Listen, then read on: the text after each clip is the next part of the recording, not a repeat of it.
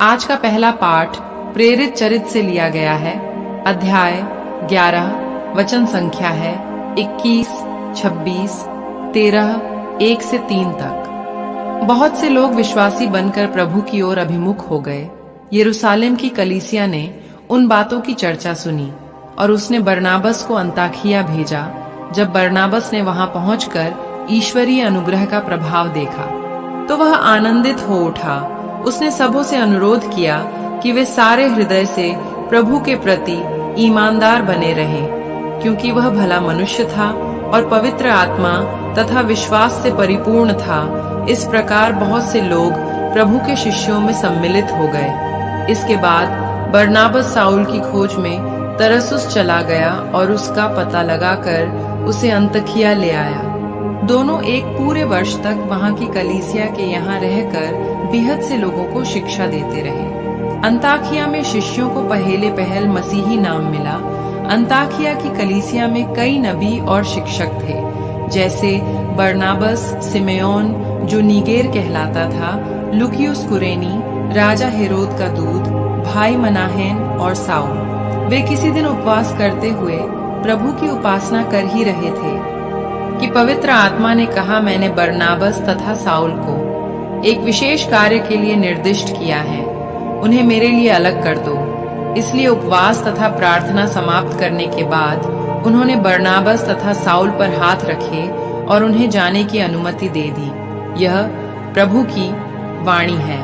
आज का सुसमाचार संत मत्ती के पत्र से लिया गया है।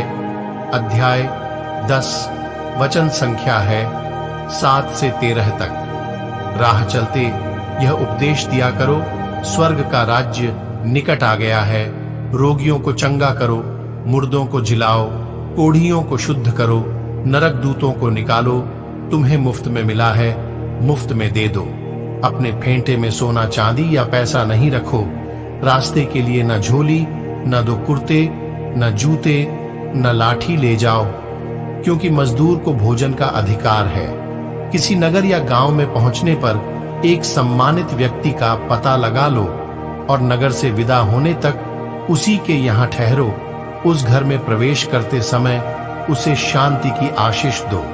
यदि वह घर योग्य होगा तो तुम्हारी शांति उस पर उतरेगी। यदि वह घर योग्य नहीं होगा तो तुम्हारी शांति तुम्हारे पास लौट आएगी। यह प्रभु का पवित्र सुसमाचार है। मनन चिंतन।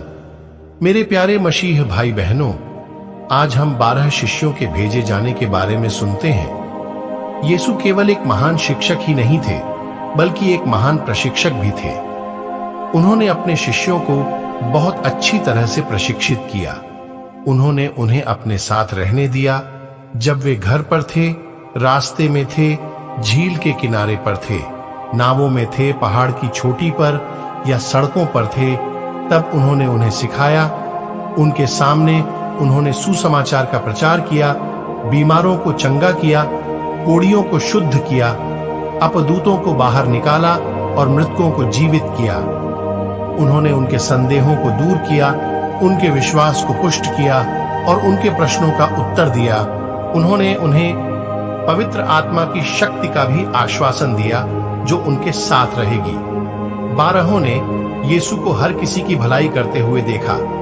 अब वह चाहते हैं कि वे वही करें जो उन्होंने किया। यह उनके लिए व्यावहारिक पाठ था, ताकि वे उसी सेवा का अभ्यास कर सकें और प्रभु की शक्ति को महसूस कर सकें। आइए हम यीशु मसीह के सुसमाचार का प्रचार करने से कभी थके नहीं।